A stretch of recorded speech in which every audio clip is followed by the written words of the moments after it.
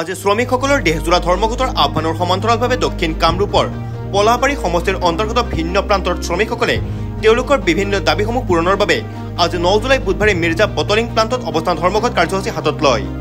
কেন্দ্ৰীয় trade union কৰ্মচাৰী দেশজোৰা সাধাৰণ ধৰ্মঘট সহযোগ কৰে অসম ৰাজ্যিক আশা ইউনিয়ন ৰাজ্যিক কমিটিয়ে। ৰাজ্য চৰকাৰৰ অৱজ্ঞাৰ বিৰুদ্ধে বিভিন্ন দাবী উত্থাপন কৰি আশা কৰ্মীসকলে অৱস্থান প্ৰতিবাদী ধৰ্মঘট সাব্যস্ত কৰে। শ্ৰমিকসকলৰ মূলত দাবীসমূহ হ'ল শ্ৰম সংহিতা আৰু ৰাজহুৱা ব্যক্তিগতকৰণৰ নীতি বাতিল কৰা, ঠিকা শ্ৰমিকসহ সকলো শ্ৰমিকৰ ন্যূনতম মজুৰি মাহিলী 26,000 টকা চৰকাৰী ঘোষণা কৰা, আঁচনিভুক্ত কৰ্মচাৰীক মাননিৰ সলনি মজুৰি দিয়া, মটৰ শ্ৰমিকৰ কল্যাণ আঁচনিৰ ৰূপায়ণ নিশ্চিত কৰা, চাহ শ্ৰমিকৰ দিন হাজিৰা 661 টকা ধাৰ্য কৰা, নিৰ্মাণ শ্ৰমিক কল্যাণ পৰিষদৰ স্বকীয়তা ৰক্ষা কৰা আদি বিভিন্ন দাবী উত্থাপন কৰি ধৰ্মঘট প্ৰতিবাদীসকলে পৰিৱেশ উত্তাল কৰি তোলে। লগতে যদি চৰকাৰে শ্ৰমিকসকলৰ প্ৰাপ্য দাবী পূৰণ নকৰে তেতিয়াহ'লে প্ৰতিবাদী শ্ৰমিকসকলে যিকোনো পন্থা হাতত বাছি ল'বলৈ কুণ্ঠাবোধ নকৰিব। আজি আমি যে কেন্দ্ৰত যি বিজেপি নেতৃত্বাধীন চৰকাৰ আছে তেখেতসকলে আজি শ্ৰমিকৰ বিৰুদ্ধে নীতি গ্ৰহণ কৰিছে, কৃষকৰ বিৰুদ্ধে নীতি গ্ৰহণ কৰিছে, আমাৰ দেশৰ ছাত্ৰ যুৱ মহিলা সকলোৰে বিৰুদ্ধে নীতি গ্ৰহণ কৰিছে। এই নীতিৰ বিৰুদ্ধে আজি শ্ৰমিকসকলে ৰাজপথত নামিছোঁ আৰু ভাৰত চৰকাৰক আমি সকীয়াই দিব বিচাৰিছোঁ যে শ্ৰমিকৰ বিৰুদ্ধে যি শ্ৰম সংহিতা তেখেতসকলে আইন আনিছে এই আইন যাতে তেখেতসকলে বাতিল কৰে। কাৰণ শ্ৰমিকৰ যিটো মজুৰি আজি মজুৰিৰো কোনো নিশ্চিত নহৈছে। শ্ৰমিকে আজি 8 ঘণ্টা কামৰ যি দাবী আজি তেখেতসকলে আমি শ্ৰমিকসকলে বহু আন্দোলন সংগ্ৰামৰ পাছত আমি এই আইন পাইছিলোঁ, কিন্তু আজি দেখিবলৈ পাইছোঁ যে শ্ৰমিকৰ 8 ঘণ্টাৰ পৰিৱৰ্তে আজি 12-15 ঘণ্টা কামত লগাইছে। তাৰ আমি বিৰোধিতা কৰিছোঁ। দেশত আজি দেখা পাইছোঁ শ্ৰমিক কৃষকৰে ধৰ্মঘট, কৃষকসকলৰ যি MSP মিনিমাম ছাপৰ্ট প্ৰাইচ যিটো পাব লাগে আজি তেখেতসকলে দিয়া নাই। তাৰ কাৰণে আমি শ্ৰমিক কৃষকে আজি যৌথভাৱে একত্ৰিত হৈছোঁ।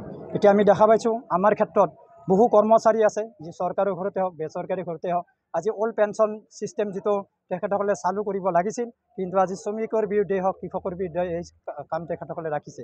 আমি কৈছোঁ যে অল্ড পেঞ্চন ছিষ্টেম চালু কৰিব লাগে, NPS বাতিল কৰিব লাগে।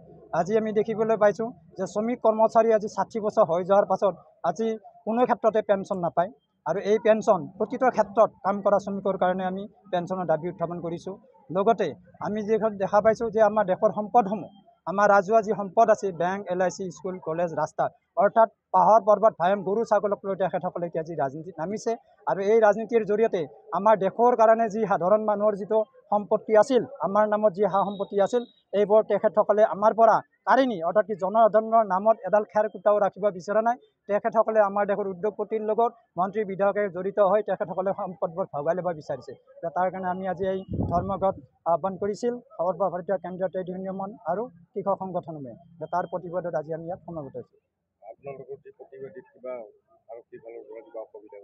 হয়, আজি শ্ৰমিকৰ যিটো অধিকাৰ, কৃষকৰ যিটো অধিকাৰ আজি আমি বহু বছৰৰ পৰা দেখিছোঁ। যেতিয়া বিজেপি চৰকাৰ আহিছে এই চৰকাৰ আহিবৰ পৰা আমি এই অঞ্চলৰ যি শ্ৰমিক কৃষক ৰাইজ আছোঁ আজি আমাক ৰাজপথত নামিব দিয়া নাই। আজিৰ প্ৰগ্ৰেমেই নহয়, এই প্ৰগ্ৰেমসমূহত তেখেতসকলে আমাক বাধা প্ৰদান কৰি আছে। আজি বহুত বাধা প্ৰদান কৰিছিল যদিও আজি শ্ৰমিকবিলাকে এই বাধাক নেওচি শ্ৰমিকবিলাকে আগুৱাই আহিছে আৰু আমাৰ লক্ষ্যত আজি আমাৰ যি দাবী এই দাবীত আমি আলোচনা কৰাত আমি আমাৰ যি প্ৰতিবাদ এই প্ৰতিবাদ সাব্যস্ত কৰিব পাৰিছোঁ। হয়, কেন্দ্ৰীয় চৰকাৰে যেতিয়া আমাৰ বিৰুদ্ধে নীতি গ্ৰহণ কৰিছে আমাৰ দেশৰ ছাত্ৰ যুৱক মহিলা সকলোকে একত্ৰিত কৰি আমি দেশৰ যি চৰকাৰ বিজেপি নেতৃত্বাধীন যি চৰকাৰ এই মোদী চৰকাৰক আমি তীব্ৰ প্ৰত্যাহ্বান জনাৰ কাৰণে আমি সাজু হ'ম।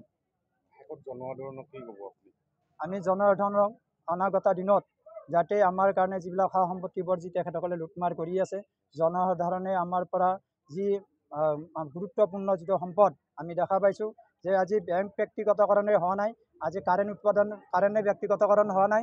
আজি আমাৰ মূল যিটো সমস্যা শ্ৰমিকৰ 8 ঘণ্টা কামৰ পৰিৱৰ্তে যিটো আমাৰ 12 ঘণ্টা কৰিছে, আজি এই 8 ঘণ্টা কামৰ পৰিৱৰ্তে যিটো 12 ঘণ্টা কৰিছে তাক লৈ আমি সকলো একগোট হৈ আমি শ্ৰমিক শ্ৰেণীৰ যিটো অধিকাৰ, কৃষক শ্ৰেণীৰ যিটো অধিকাৰ, আজি ছাত্ৰ যুৱকৰ যিটো অধিকাৰ এই অধিকাৰ আমি একলগ হৈ তীব্ৰ প্ৰতিবাদ জনাম বুলি আমি আশা কৰিছোঁ। আমাৰ অভিযোগবোৰৰ কথা ক'ব লাগিলে আজি আমি যিখিনি আপোনালোকে মানে কৈছে যে শ্বৰ্টকৈ ক'ব, শ্বৰ্টকৈ কোৱা আচলতে দাবীখিনি শ্বৰ্টকৈ নহয়। আমি যিখিনি ক'ম আমাৰ যিখিনি মূল দাবী সেইখিনি কওঁতে আমাৰ সময়খিনি গুচি যাব। তো আপোনালোকক পোনপ্ৰথমে মোৰ ফালৰ পৰা আমি অসম ৰাজ্যিক আশা ইউনিয়নৰ ফালৰ পৰা আপোনালোকক মানে অশেষ ধন্যবাদ জনাইছোঁ। আপোনালোকে যিখিনি আমাক এইকণ সুবিধা দিছে।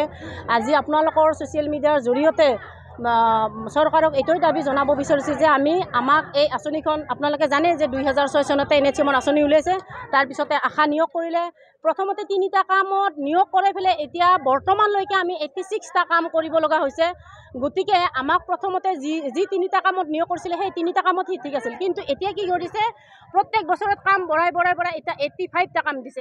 এই 85টা কামৰ বিপৰীতে আমি যিখিনি টকা পাওঁ সেইখিনি টকাৰে আমাৰ এখন সৰু আশাকৰ্মী হিচাপে আমাৰ এখন পৰিয়াল চলিবৰ কাৰণে আমাৰ বহুত অসুবিধা হয়। এইকাৰণে হয় যে আমি যিখিনি কাম দিছে সেই কামখিনি আমি সুচাৰুৰূপে কৰি আছোঁ, আৰু কৰি আছোঁ কাৰণে আজি আমি ইনচেণ্টিভখিনি পাইছোঁ।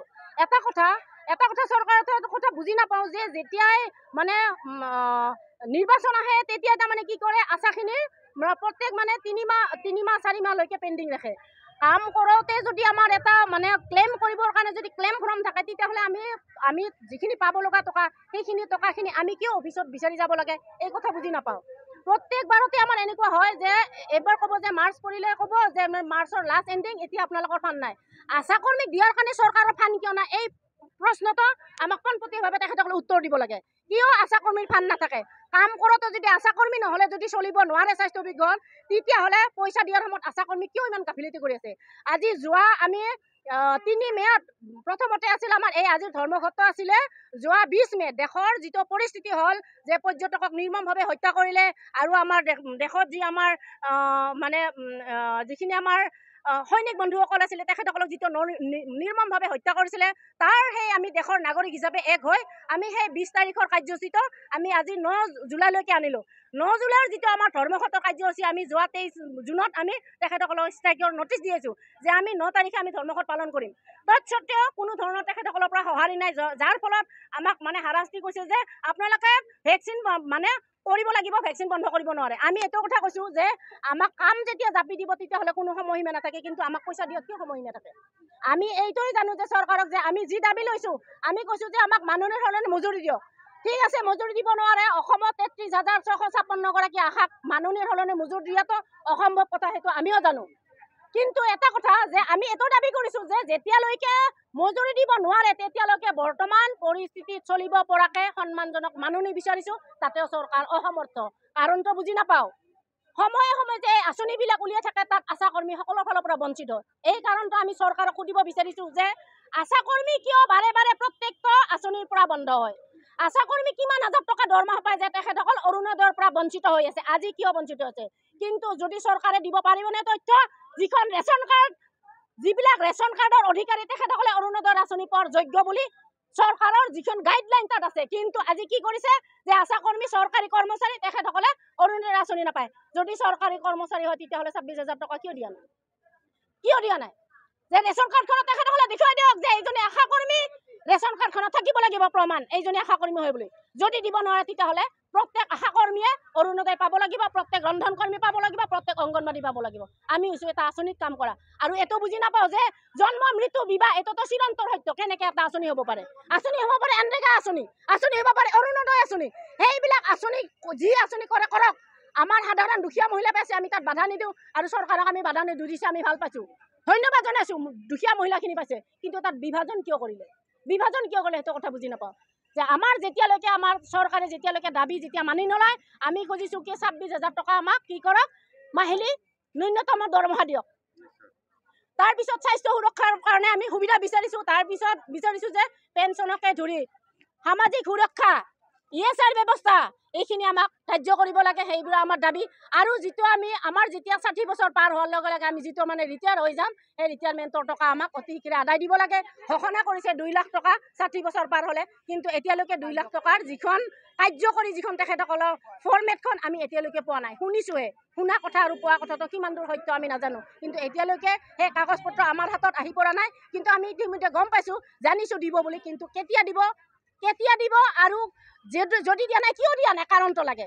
এইটোই দাবী জনাইছোঁ আপোনালোকৰ ছ'চিয়েল মিডিয়াৰ যোগেদি যেতিয়ালৈকে চৰকাৰে আমাৰ এই আশা কৰ্মীখিনিৰ যেতিয়ালৈকে তেখেতসকলক কথা ৰাখিব নোৱাৰে তেতিয়ালৈকে আমাৰ এই ৰাজপথত আন্দোলন চলিব আৰু যদি তেখেতসকলে আমাক কথা দিছে যে অক্টোবৰৰ পৰা আমাক দৰমহা দিব কি দৰমহা দিব কোৱা নাই দৰমহা ক'ৰ পৰা দিব এইটো নাজানো কিন্তু 1000 দিম বুলি কৈছে কিন্তু তাকো কৈছে দুটা ভাগত বিভক্ত কৰিছে যে 500 টকা অসম চৰকাৰৰ 500 টকা ভাৰত চৰকাৰে কি দিব এতিয়ালৈকে ঘোষণা নকৰাতে অসম চৰকাৰে কেনেকৈ ক'ব পাৰিলে ভাৰত চৰকাৰে কি দিব নিদিব এতিয়ালৈকে কোনো ধৰণৰ জনোৱাই নাই আমাৰ প্ৰমাণ ওলোৱা নাই কিন্তু অসম চৰকাৰে কৈ দিলে ভাৰত চৰকাৰে 500 টকা দিব এইটো কিমান দূৰ সত্য আমি নাজানো অসম চৰকাৰৰ যিখিনি আমাৰ 1000 টকা বৰ্তমান দি আছে সেই টকা 6 মাহলৈকে পেণ্ডিং থাকে আৰু কি কৈ আছে জনসাধাৰণক কৈ দিছে আশা কৰ্মীসকলে আকৌ 4000 টকা বোলে 4000 টকা ক'ৰ পৰা পাৰিলে 1000 টকা দি পেলাই 4000 নাম লৈছে কিন্তু এটা চৰম অৱমাননা কৰিছে আৰু চৰম লাঞ্ছিত কৰিছে আমাক চৰকাৰে বাধ্য কৰাইছে অসমৰ যিমান আছে আশা কৰ্মীসকলক ৰাজপথত ওলাবৰ কাৰণে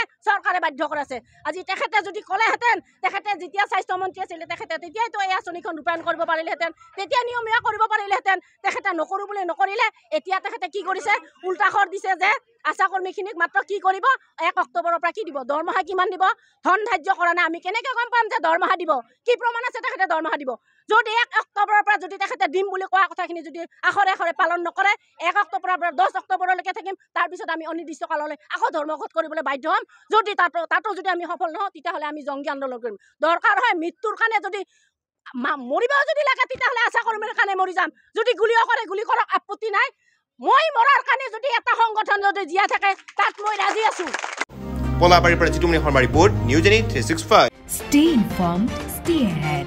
News Any 365.